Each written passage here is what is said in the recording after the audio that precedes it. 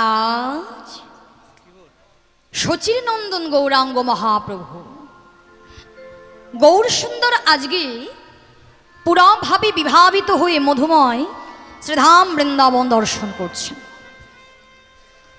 মহাপ্রভু বৃন্দাবন দর্শন করছেন। মা দর্শন করতে করতে করতে করতে কৃষ্ণদাসের কথা মহাপ্রভুর যে মনে পড়ে গেল।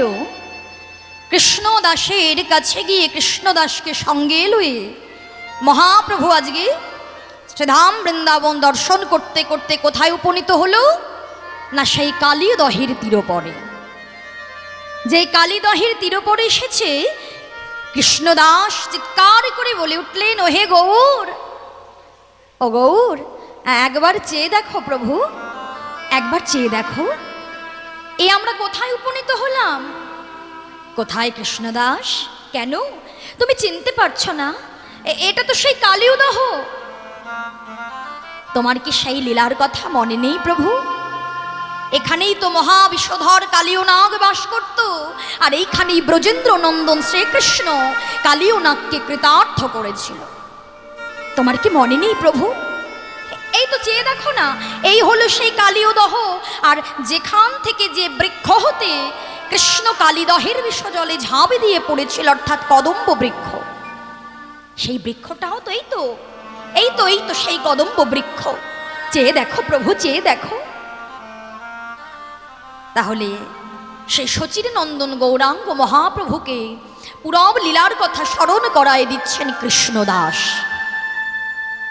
তাহলে এই যে আমার শচীনন্দন গৌরাঙ্গ মহাপ্রভু অগতির গতি গৌরাঙ্গ সুন্দর নদিয়ার নবদ্বীপের মাঝে অবতীর্ণ হয়েছিলেন আমাদের মতো কলির জ্ঞানন্ধ কামন্ধ পাপন্ধ জীবের কথা ভেবে। তাহলে চিন্তা করে দেখুন মা, এই যে গৌরহরি, এই গৌরহরি কে? শাস্ত্র কি বলছে? রাধা কৃষ্ণ এক আত্মা দুই দেহ ধরি, অনন্যে বিলাসয় রস আস্বাদন করি। রস আস্বাদিতে দহে হইলা এক ঠাই, এই দুই মিলি আমার শ্রী চৈতন্য গোসাই। অর্থাৎ চৈতন্য মহাপ্রভু অন্য কোনো জন নয়, রাধা কৃষ্ণ মিলিত হয়ে এই কলিযুগে গৌরাঙ্গ মহাপ্রভু রূপে অবতীর্ণ হলেন। কিন্তু মাগো, মহাপ্রভু যে নবদ্বীপের মাঝে অবতীর্ণ হয়েছেন তিনি তো ভগবান, তাই না? গৌরাঙ্গ মহাপ্রভু তো ভগবান, কিন্তু কলিযুগের নদিয়ায় নবদ্বীপের মাটিতে যে তিনি নেমে এলেন, তিনি কি ভগবান রূপে নেমে এলেন? ভক্ত রূপে ভক্তদের মাঝে অবতীর্ণ হলেন, তাই তো? কিন্তু বলুন তো মা,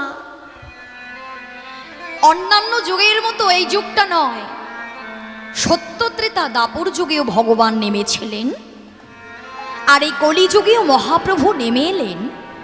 কিন্তু এই মহাপ্রভু কলিযুগের মতো, কলিযুগটা বড় ধন্য। ভগবান অনায়াসে ভগবানকে কলির জীব পেয়েছে, অন্য কোনো যুগে হয়নি। যে নাকি নিজে কৃষ্ণ, সে কৃষ্ণ হয়ে ওই নবদ্বীপের ধুলায় গড়াগড়ি দিয়ে কেঁদেছে। কিন্তু যে কিনা ভগবান গোলকাঞ্চ পরিত্যাজ্যাং লোকন ত্রাণ কারণং কলৌ গৌরাঙ্গ রূপেণ লীলা লাবণং বিগ্রহ। অর্থাৎ গোলক বিহারী গৌরাঙ্গ মহাপ্রভু গোলকের শোক ঐশ্বর্য পরিত্যাগ করে এই ধরাধামে নেমে এলেন। কিন্তু কেন? কেন? কেননা ভগবান তো এমনি এমনি নেমে আসেনি মা। ভগবানকে এমনি এমনি নেমে এসেছিলেন, ভগবানকে আরাধনা করা হয়েছে, তাই ভগবান নেমে এসেছিলেন, তাই তো মা? ভগবানকে যদি আরাধনা না করা হয়, ভগবান কি নামবে? আর ভগবানকে কে আরাধনা করেছিলেন? হ্যাঁ, যিনি ছিলেন দেবাদিদেব মহাদেব, সেই দেবাদিদেব মহাদেব যিনি নদিয়ায় শান্তিপুরের অদ্বৈতাচার্য প্রভু রূপে এলেন, তিনি আমাদের মতো কলির কৌলাসযুক্ত জীবের দশা দর্শন করে ভগবানকে বলেছিলেন, দয়াময় এরা তো সব তোমারই জীব, তোমার জীব হয়েও এরা কেন এত অত্যাচারী, এরা কেন এত পাপাচারী, কেন সাধন শূন্য ভজন শূন্য? দয়াময়, তুমি যদি এখনো নেমে না আসো, কলির জীব উদ্ধার হবে না। বিষ্ণু শক্তি ছাড়া কলির জীব উদ্ধার হতে পারে না। অন্যান্য দেবদেবতারাও তো ছিল, তাই না বাবা? অদ্বৈত আচার্য প্রভু বলছে, দয়াময়, অন্যান্য দেবদেবতারা পারবে শুধুমাত্র কলিজীবের মনস্কামনা পূর্ণ করতে, কিন্তু কলির জীব উদ্ধারের লাগে একমাত্র বিষ্ণু শক্তির প্রয়োজন। এই বলে মাগো, অদ্বৈত আচার্য প্রভু ভেবেছিলেন আমি কোন আরাধনা করব, কোন আরাধনায় আমি ভগবানকে বশ করতে পারবো। ওই যে চৈতন্য চরিতামৃতে বললে, কৃষ্ণ বশ হইবেন কোন আরাধনে, বিচার করিতে শ্লোকাইল মনে। ভক্তের চাওয়াটা যদি সৎ হয় মা, ভগবান সিদ্ধান্ত করে দেন। ভক্তের চাওয়া যদি সৎ হয়, ভগবান সিদ্ধান্ত করে দেন। শ্লোকের কথা মনে পড়ে গেল যে কোন উপায়ে ভগবানকে বশ করা যাবে।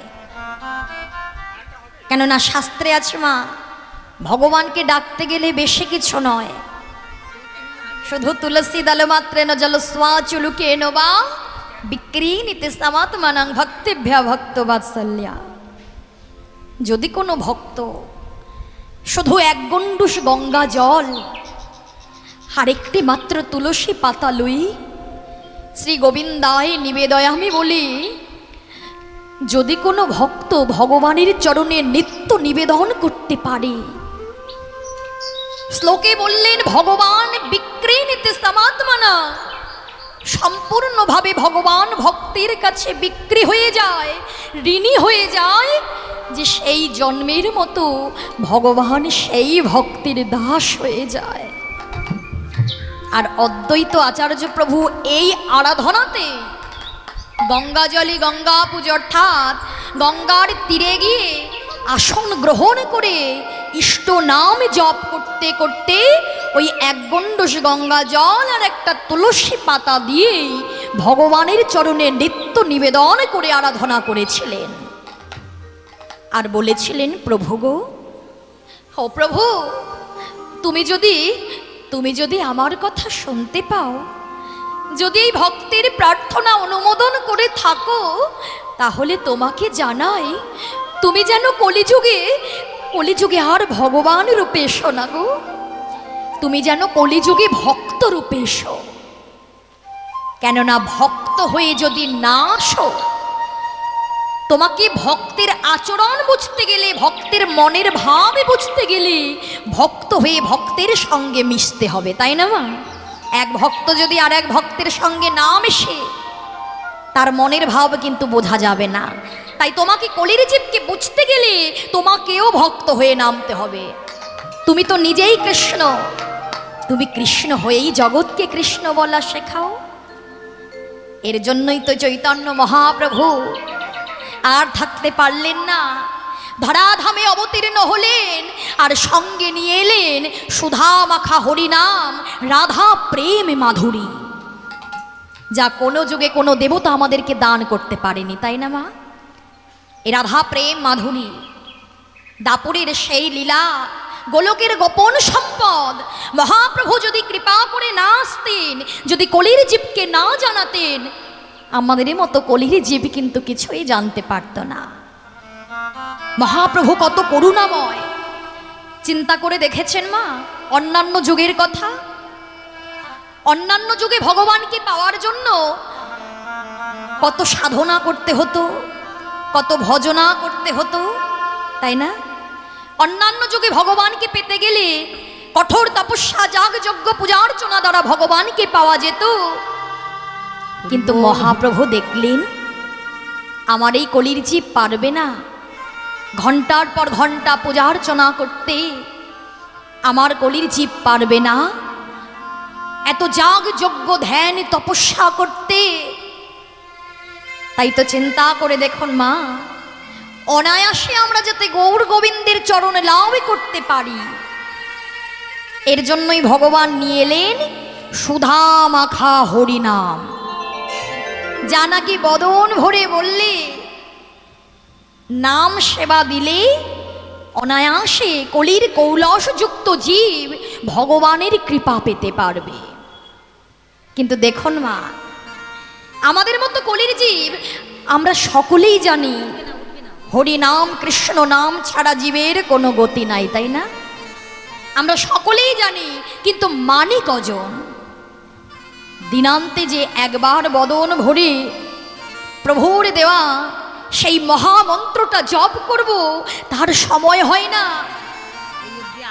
প্রত্যেকটা দিনের পর দিন সব আমার আমার আমার আমার করে, বাড়ি আমার, গাড়ি আমার, পুত্র আমার, কন্যা আমার, আত্মীয় স্বজন আমার, সবই কিছু আমার আমার করে প্রত্যেকটা দিন অনিত্য জীবের উপর ভরসা করছি। অনিত্য জীবের উপর ভরসা করে যাকে আপন করার দরকার ছিল তাকে আপন না ভেবে, যারা আমার আপন নয় তাদের জন্য মিছে মায়ায় বদ্ধ হয়ে একটা একটা সোনার দিনগুলো ফুরায়ে দিচ্ছে। এই যে এত সুন্দর সাধন ভজন যোগ্য দেহটা যে মা, সাধন ভজন যোগ্য দেহ নাকি 84 লক্ষ জনে ভ্রমণ না করলে পাওয়া যায় না। 84 লক্ষ জনে ভ্রমণ করে তবে সাধন ভজন যোগ্য দেহটা পাওয়া। কিন্তু তবুও কিন্তু যে নয়নটা প্রভু আমাদেরকে কৃপা করে দান করলো,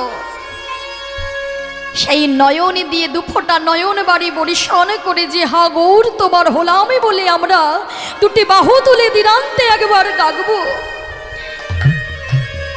সেটুকুর সময় হয় না। নিঃস্বার্থভাবে ভগবানকে আমাদেরকে কিছুই দেওয়া হলো না, আমাদের কিছু দেওয়া হলো না ভগবানকে। নিঃস্বার্থভাবে বদনের নাম করা হয় না, নিঃস্বার্থভাবে দুফোঁটা নয়ন বাড়ি বরিশন করা হয় না। যদিও বা বরিশন করা হয়, তার পেছনে থাকে কোনো না কোনো স্বার্থ, তাই না? কেউ আমরা বলতে পারবো না মা যে দুফোঁটা নয়ন বাড়ি কেউ গৌর গোবিন্দের চরণে হা গৌর তোমার হলামে বলে দিতে পেরেছি। নিঃস্বার্থভাবে ভগবানকে যদি না ডাকা হয়, ভগবান কি ভক্তির ডাকে সাড়া দেয় মা? ভগবানকে ডাকতে গেলে চাই ভক্তি, ভক্তি না থাকলে তো ভগবানকে পাওয়া যায় না। আর ভক্তি যার ভগবান তার, আর ভক্তি ভরে যে ভগবানকে ডাকবে, একদিন মহাপ্রভু সেবা সাঙিনার মাঝে ভক্তগণ সঙ্গে লয়ে হরি গুণগান করছে। কিন্তু হরিনাম করতে করতে আমার গৌরাঙ্গ মহাপ্রভুর এমন লীলা, হরিনামে গাইছে মহাপ্রভুর সঙ্গে শ্রীবাস পণ্ডিত।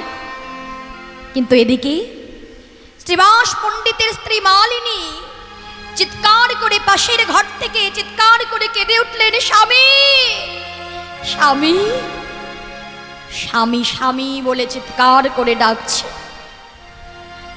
শ্রীবাস পণ্ডিত প্রভুকে কিছু না জানিয়ে ছুটতে ছুটতে পাশের ঘরে গিয়ে দেখছে তার স্ত্রী তার একমাত্র সন্তানকে বক্ষে জড়ায়ে ধরে নিয়ে কাঁদছে। এ কি মালিনী, তুমি অমন ভাবে চিৎকার করছো কেন? তুমি অমন ভাবে কাঁদছো কেন? তুমি জানো না পাশের ঘরে মহাপ্রভু ভক্তগণ সঙ্গে লয়ে হরিনাম করছে? হরিবোল হরিবোল। স্বামী, কিছুক্ষণ আগে আমাদের একমাত্র সন্তান সে যে মারা গিয়েছে, সে যে আমায় কখনো মা বলে ডাকবে না। কিন্তু আমার সন্তান যে আমায় ছেড়ে চলে গেল, আমায় এবার কে মা বলে ডাকবে? মালিনী, আমাদের সন্তান মারা গিয়েছে।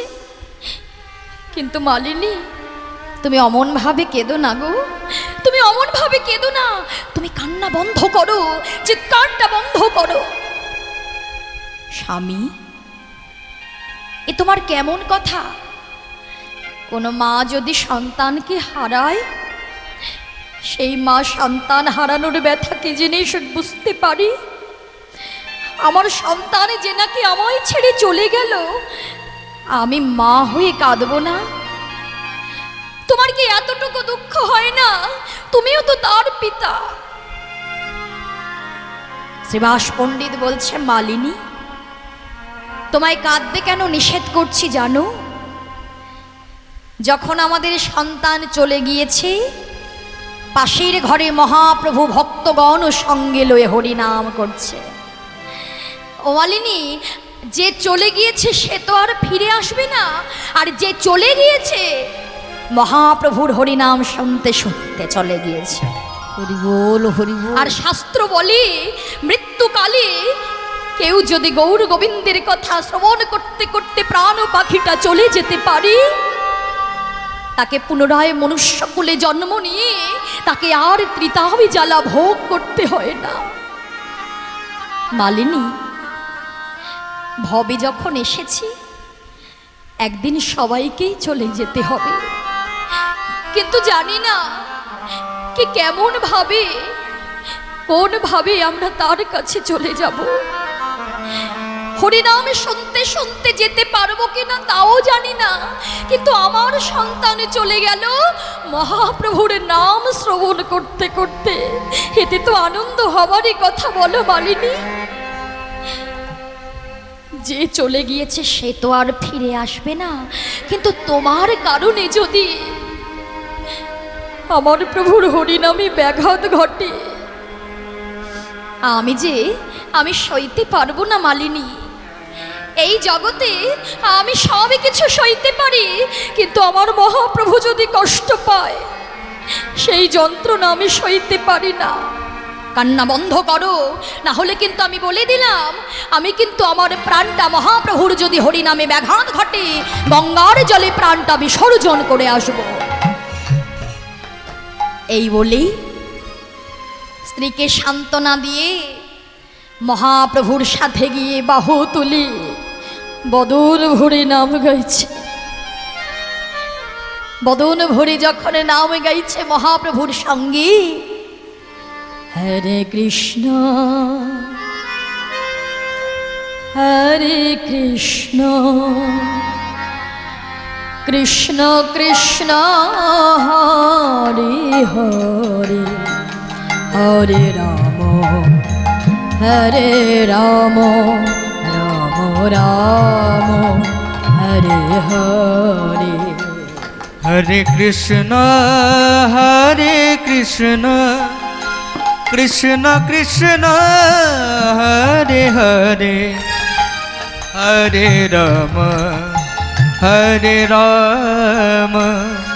রাম রাম হরে হরে। হরে কৃষ্ণ কৃষ্ণ কৃষ্ণ হরে হরে, হরে রাম রাম রাম হরে হরে। হরে কৃষ্ণ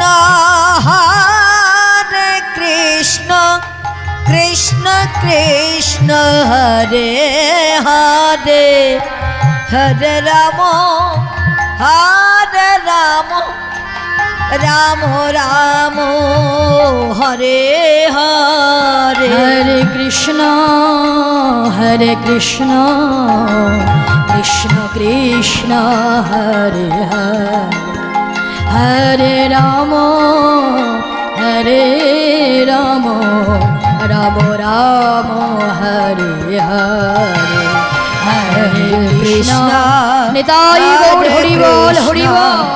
কৃষ্ণ কৃষ্ণ হরে হরে, হরে রাম রাম রাম হরে হরে। হরিনাম গাইতে গাইতে মহাপ্রভু হঠাৎ করে হরিনামটা বন্ধ করে দিলেন। শ্রীবাস পণ্ডিত গিয়ে বলছে, দয়াময়, কি হলো প্রভু? তুমি হরিনাম গাইতে গাইতে কেন নামটা বন্ধ করে দিলে? তুমি নাম গাও, তুমি নাম গাও প্রভু। শ্রীবাস, প্রত্যেক দিনের মতো আমি আজও তোমার ঘরে হরিনাম করছি ঠিকই, কিন্তু আজকে তোমার ঘরে হরিনাম করতে করতে হরিনামে কোনো আনন্দ নেই, হরিনামে কোনো শোক নেই, হরিনামে কোনো শান্তি নেই। তাহলে তোমার ঘরে কি কোনো অমঙ্গল হলো শ্রীবাস?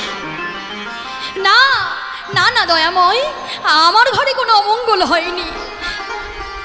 যার ঘরে এমন মঙ্গলময় গৌর হরি ভক্তগণ সঙ্গে লয়ে হরিনাম করে, তার ঘরে কি কোনো অমঙ্গল থাকতে পারে? না না প্রভু, আমার ঘরে কোনো অমঙ্গল হয়নি, তুমি নাম গাও। পাশের থেকে এক ভক্ত বলে উঠলেন, দয়াময়, কিছুক্ষণ আগে শ্রীবাস পণ্ডিতের একমাত্র সন্তান সে যে মৃত্যুর কোলে ঢলে পড়েছে। শ্রীবাস, তোমার সন্তান মারা গিয়েছে আর তুমি আমায় কিছু বলনি শ্রীবাস, তুমি আমায় কিছু বলনি। পুত্রকে হারিয়েছ তুমি, তবুও আমায় কিছু বলতে পারলে না। শ্রীবাস প্রভু, শ্রীবাস পণ্ডিত মহাপ্রভুর হাত দুটো জড়ায় ধরে বলছে, দয়াময়, আমার পুত্র, আমার পুত্র, এই জগতে কে কার পিতা, কে কার পুত্র, কে কার মাতা, কে কার স্বামী? ইহ জগতে তো তুমি পিতা, তুমি পুত্র, তুমি মাতা, তুমি স্বামী। জানো দয়াময়, এই জগতে আমাদের মতো জীবেরা কৃষ্ণ ভজিবার তরে সংসারে আইন মিছে মায়ায় বদ্ধ হয়ে বৃক্ষ সম হইন। সবই কিছু আমার আমার করে আমাদের মতো জীবেরা তোমাকে না জেনে, তোমাকে না চিনে, তোমার চরণটা না ধরে প্রত্যেকটা দিন আমার আমার করে অনিত্য জীবের পেছনে ছুটে চলেছে। কিন্তু দয়াময়, কেউ কখনো ভেবে দেখে না প্রভু, যেদিন থাকবে না আমার চরণে চলার শক্তি, যেদিন থাকে না আমার বদনে হরি বলার শক্তি, সেদিনে তুমি ছাড়া আমাদের তো আর কোনো বান্ধব নাই প্রভু। আমাদের মতোই অধমে যারা আছে, যারা আছে, যারা গৌর বলে কখনো নয়ন বাড়ি বরিশান করেনি,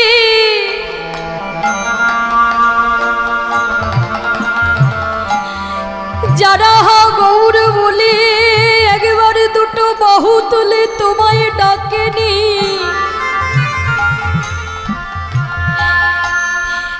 যেদিন এই জীবনে বেলা ডুবে যাবে,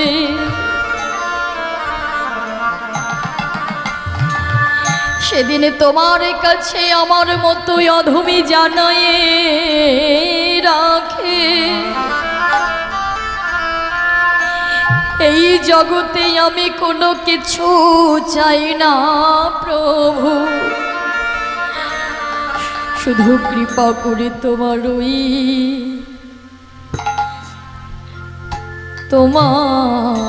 চরণ ছাড়া।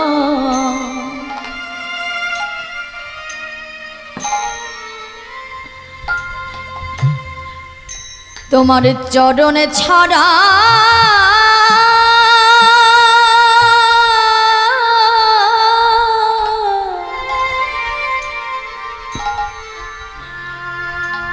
প্রভু গো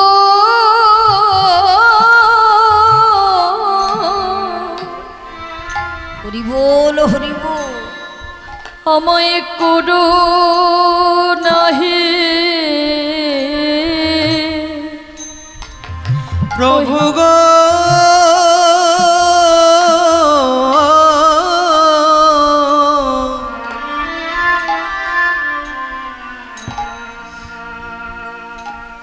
তোমার চরণ ছাড়া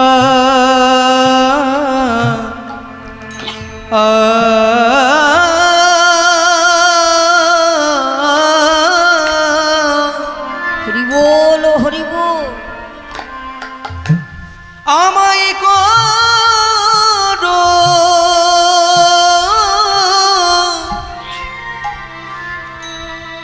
আমায় করো না গো ও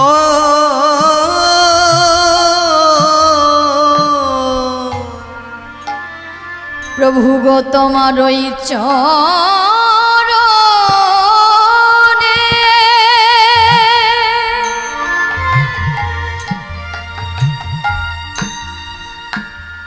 তোমার ওই চরণে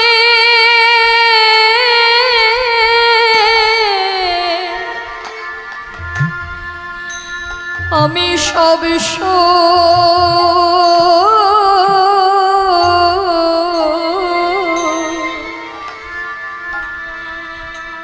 সব সপেছি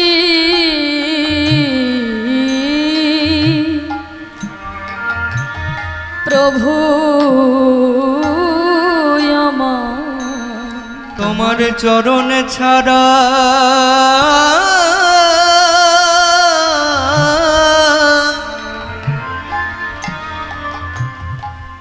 আমায় করো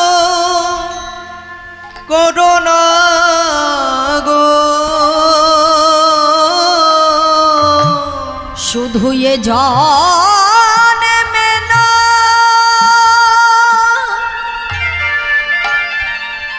আহা, এই জন্মে নয়,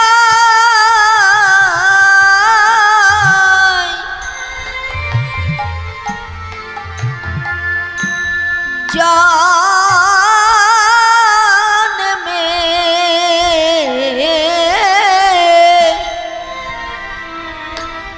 জন্মে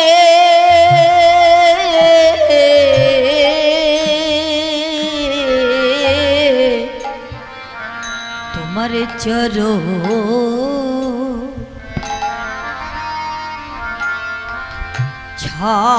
ছাড়া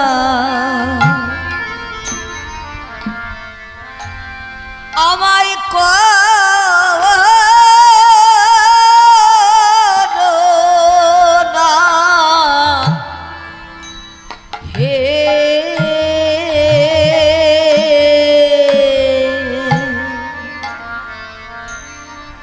প্রভু গো দেখো হাগর বলে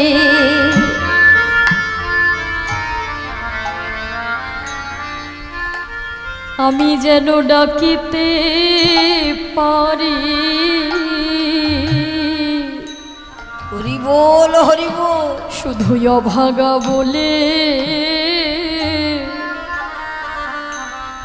আমায় সরাইয়ে দিও না হে প্রভু গো যেন বল, হরি হাগর বলে যেন কাঁদিতে পারি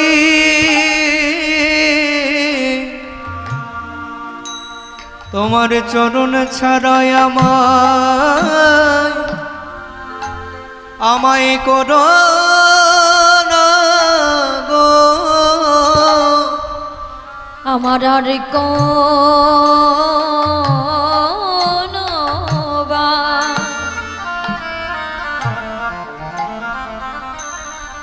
বাসনা নাই গো শুধু ওই চরণে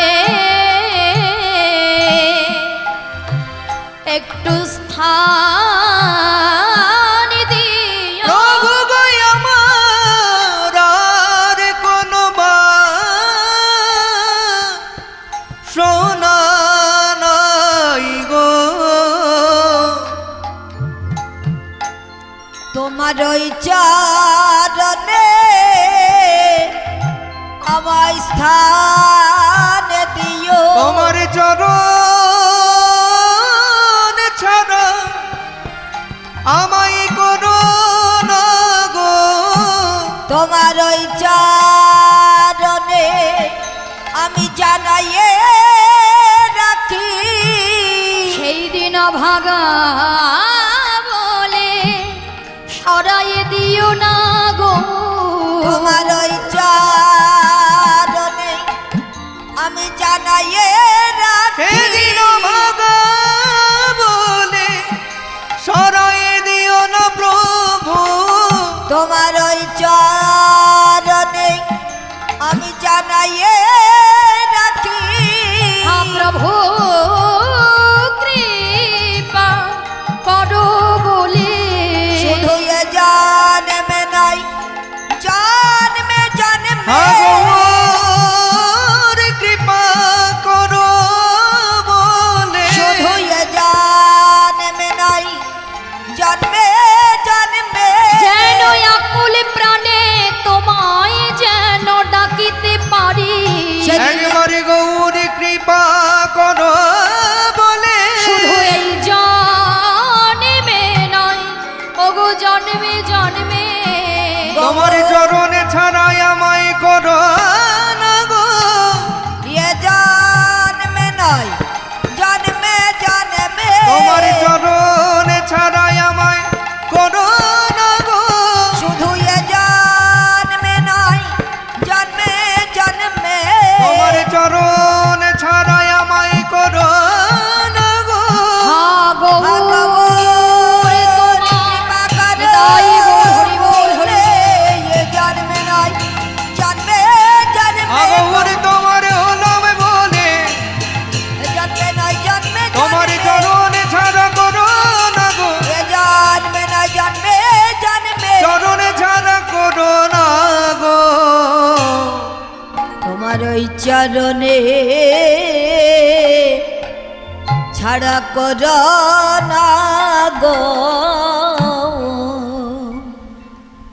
তাই মহাপ্রভু কি করলেন মা, পাশের ঘরে গিয়ে তার সন্তানের মৃত সন্তানের অঙ্গে যেই পরশ করেছে, মহাপ্রভুর কৃপায় সেই মৃত সন্তান কিছুক্ষণের জন্য প্রাণটা যে ফিরে পেয়েছে। মহাপ্রভু বলছে, এই খোকা, তুই তোর মাতা পিতাকে ছেড়ে চলে যাচ্ছিস, তুই জানিস না তোর মাতা পিতার এই জগতে তুই ছাড়া আর কেহ নাই। সেই সন্তান বললেন, প্রভু আমার মাতা আমার পিতা, কে কার মাতা কে কার পিতা, কে কার পুত্র কে কার স্বামী, তুমি মাতা তুমি পিতা তুমি পুত্র তুমি স্বামী। অর্থাৎ ইহ জগতে গৌর ছাড়া আমাদের মতো জীবের কোনো বান্ধব নাই মা। পুত্রও যা বলছে পিতাও তাই বলছে, আর গৌর হরি ছাড়া আমাদের মতো বান্ধব, তার মতো বান্ধব এই জগতে আমাদের আর কেউ হবে না, তাই না? তাই মহাপ্রভুকে জানতে গেলে মহাপ্রভুর চরণটা আগে ধরতে হবে, তাই তো? কেননা এই কলিযুগে আমাদের মতো জীবের নাম ছাড়া কোনো গতি নাই, তাই না মা? এই কলিযুগে যাগযজ্ঞ পূজার্চনা কোনো কিছুই কিন্তু আমাদের মতো জীবের জন্য নয়। এই কলিযুগে শুধু দিনান্তের নাম সেবা দিতে হবে। কোন নাম? 16 নাম 32 অক্ষর, যেটা হচ্ছে আমাদের মহামন্ত্র। মহামন্ত্র যদি জপ না করে, খাঁচার ভেতরের প্রাণ পাখিটিকে না খাইয়ে রাখা হয়, তাই না মা? এই যে খাঁচাটা ভালো থাকে কেন? আমরা যে খাঁচাটার প্রতিনিয়ত যত্ন করে চলেছি, প্রত্যেকদিন সেবা করি, তাই না মা? শুধু সেবা নয়, খাঁচাটাকে সুন্দর রাখবো বলে কত কিছু ব্যবহার করি, খাঁচাটা যাতে ভালো থাকে। খাঁচার মূল্য সবাই দিই, কিন্তু কেউ একবারও ভেবে দেখি না এই খাঁচাটার মূল্য কতদিন। যতদিন থাকবে খাঁচার ভেতরে প্রাণ পাখি, ততদিন থাকবে খাঁচার মূল্য। কিন্তু খাঁচা থেকে যদি প্রাণ পাখি উড়ে চলে যায়, খাঁচা যতই সুন্দর হোক না কেন, কেউ আর খাঁচার মূল্য দেবে না। একদিন যদি আমরা সেবা না করি, উপবাস করি মায়েরা, দেখবেন কেমন ক্লান্তি অনুভব হয়, তাই না? কেন? খাঁচাটাকে আমরা খাবার দেই না বলে তাই ক্লান্তি অনুভব হয়। তাহলে চিন্তা করে দেখুন, খাঁচার ভেতরে যে প্রাণ পাখিটা আমাদের বসে আছে, তাকে কি একদিনের জন্য আমরা নাম সেবাটা দিতে পেরেছি? তাহলে নাম সেবা দিতে না দিতে না দিতে পাখিটি সুপ্ত অবস্থায় আছে। এর জন্য আপনাকে দিনান্তে একবার হলেও খাঁচার ভেতরের প্রাণ পাখিটিকে নাম সেবা দিতে হবে। আর নাম পেতে পেতে যদি একবার চলে যায় প্রাণ পাখি, আর মনুষ্যকুলে জন্ম নিয়ে ত্রিতাব জ্বালা ভোগ করতে হবে না। কেননা আমরা যেই 84 লক্ষ জনে ভ্রমণ করছি, একবার আসছি আর একবার ফিরে চলে যাচ্ছি, তাই না? কখনো সাপ ব্যাঙ, কখনো মনুষ্যকুলে জন্ম নিচ্ছি, কখনো কুকুর হয়ে জন্ম নিচ্ছি। এই যে একবার আসছি আর একবার চলে যাচ্ছি, ঘুরেই চলেছি, তাই না বাবা? ঘুরেই চলেছি প্রতিনিয়ত, একবার আসছি একবার চলে যাচ্ছি। এই ঘোরাচ্ছে আমাদেরকে,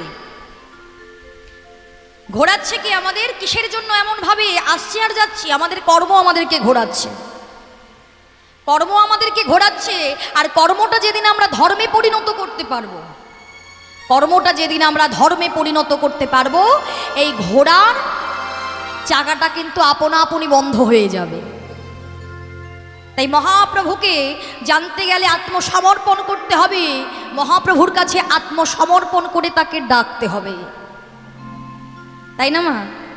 দুটো বাহু তোলা মানে আত্মসমর্পণ করা, তাই না? আর আত্মসমর্পণ না করলে প্রভু কখনো গ্রহণ করে না। আর যতক্ষণ পর্যন্ত আমাদের মতো জীব ভগবানের চরণটা না ধরবে, আত্মসমর্পণ করে তাকে না ডাকবে, ততক্ষণ কিন্তু ভগবান ভক্তের ডাকে সাড়া দেবে না। কেননা আমরা সকলেই জানি মা, যখন দ্রৌপদীর বস্ত্রহরণ হয়েছিল, রাজসভায় যখন চুলের মুঠিটা ধরে টানতে টানতে নিয়ে গিয়েছিল, সে যতক্ষণ দুটো বাহু তুলে আত্মসমর্পণ করে যতক্ষণ ভগবানকে না ডেকেছে, ভগবান কিন্তু ততক্ষণ তার ডাকে সাড়া দেয়নি। দ্রৌপদীর যতক্ষণ ছিল অনিত্য জীবের উপর ভরসা, অনিত্য সংসারের উপর ভরসা, সে যতক্ষণ ভেবেছে হয় আমায় দ্রোণাচার্য বাঁচাবে, না হলে অর্জুন বাঁচাবে, না হলে নকুল বাঁচাবে, ততক্ষণ ভগবান কিছু করেনি। ভগবান রুক্মিণী দেবীর সঙ্গে পাশা খেলছিলেন। আর যখন ভরা রাজসভায় দ্রৌপদী বলে উঠেছিলেন, এইখানে এতজন আছে, এরা কি কেউ আমায় বাঁচাতে পারবে না? ভগবান বলে উঠেছিলেন, নয় নয় নয়। অর্থাৎ ইহ জগতে কেহ কাহারও নয়, ইহ জগতে কেহ কাহারও নয়, ভগবানই সব কিছু মা। তাই আমরা মনুষ্যকুলে জন্ম নিয়েছি, সাধন ভজনযোগ্য দেহ, এটা হচ্ছে দুর্লভ মানব জন্ম। এই জন্মে পেয়েছি, পরের জন্মে হয়তো বা নাও পেতে পারি। তাই কর্মটা আমাদেরকে করে যেতে হবে। ভগবান বলছে কর্ম করো, ফলের আশা করো না, কেননা ফলের আশাতেই আমাদের মতো মনুষ্য জাতিকে দুঃখ পেতে হয়। তাই কর্ম করে যাও, শ্রী গৌরাঙ্গ মহাপ্রভুর দুটো চরণ ধরো, তাকে চরণ ধরলে, তাকে জানতে পারলে, তাহলে অসাধ্য সাধন হবে, গৌর গোবিন্দের কৃপা লাভ করতে পারবে। তাহলে সকল মায়েরা বাবারা দুটো বাহু উত্তোলন করে আমরা যে মহাপ্রভুর দেওয়া নাম, কোন নাম? 16 নাম 32 অক্ষর, সকলে দুটো বাহু তুলে উত্তোলন করে আমরা ভক্তগণ সবাই মিলে মহাপ্রভুর সেই নাম আমরা জপ করব। কেমন? সবাই মিলে বলবো, জপি যাও নামের মালা, জপি যাও নামের মালা, ওগো সর্বদাই অন্তরে। সকলে মিলে আমরা গাইব দুটো বাহু তুলে, হরে কৃষ্ণ হরে কৃষ্ণ কৃষ্ণ কৃষ্ণ হরে হরে, হরে রাম রাম রাম হরে হরে। সবাই হরে কৃষ্ণ কৃষ্ণ কৃষ্ণ হরে হরে, হরে রাম রাম রাম হরে হরে।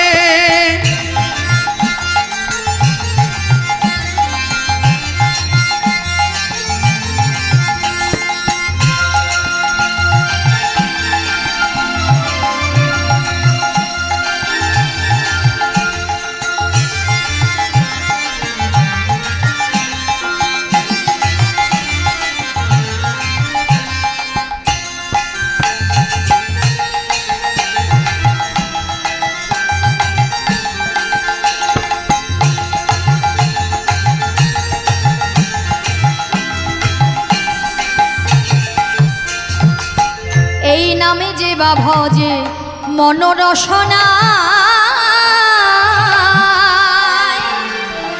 ওগো কামনা বাসনা তার দূরে চলে যায়। হরি হরি বল।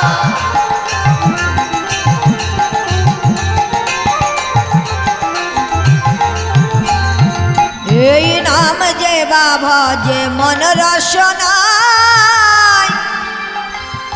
কামনা বাসনা তার দূরে চলে যায়।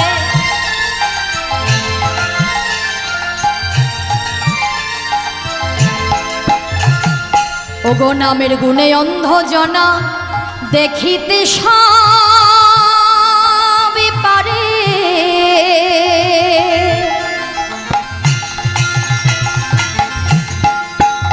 আহা, নামের গুণে অন্ধ জনা দেখিতে সবে পারে। ওগো নামের গুণে খোরা নাচে, আমের গুনে খোরা নাচে, নামের গুণে খোরা নাচে, আমের গুনে খোরা নাচে। কি করে? গিরি লঙ্ঘন করে। তাহলে এইবার একবার আমি গাইবো, একবার আমার মা বাবারা গাইবে, কেমন? একটু জোরে জোরে হাতে করতালি দিয়ে। হরে কৃষ্ণ হরে কৃষ্ণ কৃষ্ণ কৃষ্ণ হরে হরে হরে রাম রাম রাম হরে হরে। সবাই কি হয়েছে পেছনের বাবারা?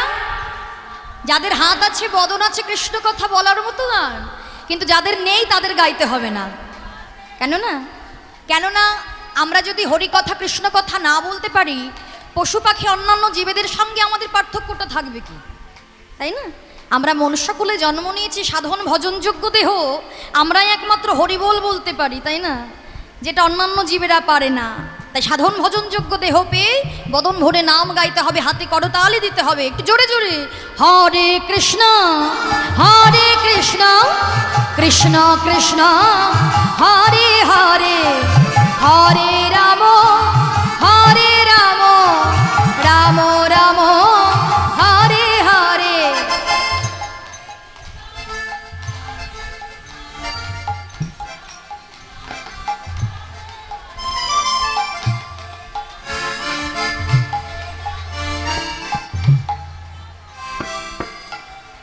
বাহ। হরে কৃষ্ণ কৃষ্ণ কৃষ্ণ হরে হরে হরে রাম রাম রাম হরে হরে। হরে কৃষ্ণ নিতাই গৌর হরি বল। কৃষ্ণ কৃষ্ণ হরে হরে হরে রাম রাম রাম হরে হরে। হরি বল হরি বল হরি বল। তাই এমনভাবে দিনান্তে একবার হলেও খাঁচার ভেতরের পাখিটিকে আমাদের এই নামের দানা দিয়ে যেতে হবে। তাই মহাপ্রভুকে সেই পুরব লীলার কথা স্মরণ করাই দিচ্ছে কৃষ্ণদাস, আর বলছে প্রভু শুধু তবচরণ কৃপা বলে আমার কিন্তু সকল কথাই মনে আছে। কেননা আমি জাতিতে হলাম সরবেশ দেবতা নয় সুখদেব, এবে কলিযুগে গৌরাঙ্গ লীলায় আমি কৃষ্ণদাস নাম নিয়েছি। এ বল শুনিয়া বিভোর হইয়া পড়িলা গৌর হরি পুলকে পুরল সবে কলে বড় ঘুমে যায় গড়া গৌরী।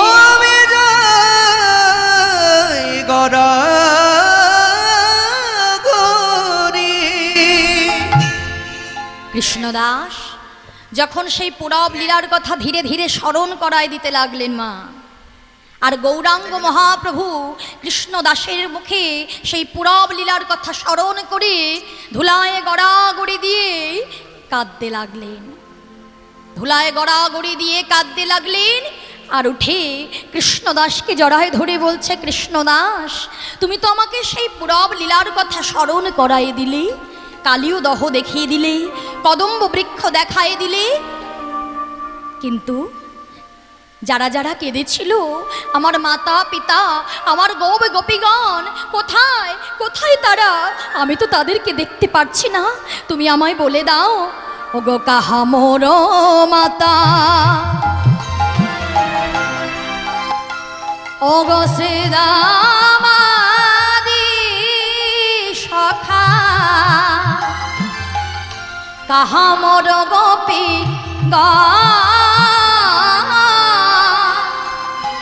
ইহা বলি কাদে স্থির নাহি বান্ধে মাধব আকুল ইহা বলি কাঁদে স্থির নাহি বান্ধে মাধব আকুল প্রাণ। আমার পিতা কোথায়, মাতা কোথায়? আমার পিতা কোথায়, মাতা কোথায়? আমার পিতা কোথায়, মাতা কোথায়? আর কই রে আমার শ্রীদাম সখা, পিতা কোথায়, মাতা কোথায়? আরে কই রে আমার শ্রীরাম সখা? বলো কোথায় আমার গোপ গোপীগণ? কই রে আমার শ্রীরাম সখা? বলো কোথায় আমার গোপ গোপীগণ? কই রে আমার শ্রীরাম সখা? বলে কহি কোথায় আমার নিতাই গৌর হরি বল, হরি বল। কোথায় আমার গোপী গোপী গো? কই রে আমার শ্রীরাম সখা? বলি কোথায় আমার মাতা পিতা? গৌরাঙ্গ মহাপ্রভু বললেন, কৃষ্ণদাস, যাদের কথা আমাকে স্মরণ করাই দিলে, কোথায় আমার মাতা, কোথায় আমার পিতা, কোথায় আমার গোপ গোপীগণ? ইহা বলি কাদে স্থির নাহি বান্ধে মাধব আকুল মন। এই বলে মহাপ্রভু ধুলায় গড়াগড়ি দিয়ে কাঁদতে লাগলেন। আর বৈষ্ণব কবি আজ মাধব দাসের আকুল পরাণ রে আর মাধব দাসে আকুল প্রাণ রে, মাধব দাসে